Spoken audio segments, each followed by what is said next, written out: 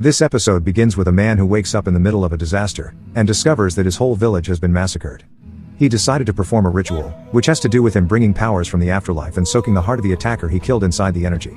The man suddenly brings out the energy from his staff, and puts the heart he just created inside the dead body of Spear. Spear resurrects from his grave, and he is controlled by the man. The man directs the zombie Spear to the camp of the attackers that burned down his village, and kill them all. Spear lets out a very powerful roar, ready to carry out orders from the man, and he charges and started killing each of the attackers brutally. At that moment, one of them noticed that the man was the person controlling the zombie Spear. He throws his weapon directly to the man's heart, and the man falls down dead. Spear suddenly becomes completely still, wondering what is really going on.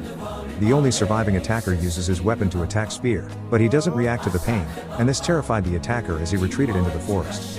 Spear realized that he was the one who killed them all, but doesn't even have a memory on how he did it.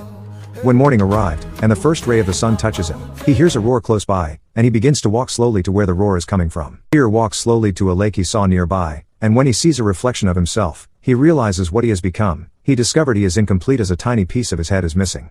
Little by little, when he begins to analyze himself, trying to understand himself, a crocodile emerges out of the lake and swallows him. Inside the belly of the crocodile, Spear rips out its tongue, forcing it to spit Spear out.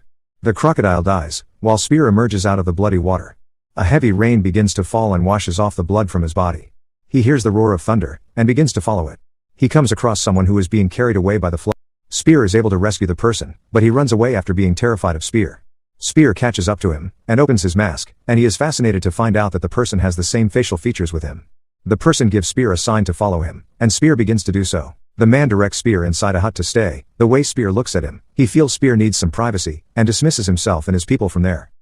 Spear suddenly hears dozens of horses approaching the village. The villagers are brutally killed one by the horsemen. He charges towards one of the horsemen and killed him with a blow. Spear gets so angry, tearing the limb by limb. The others are terrified seeing this, and they all escape with their horses. That man directs Spear back to the village, but a roar of a dinosaur gets his attention, and he roars back, walking towards where the sound came from, and that was how this episode ended.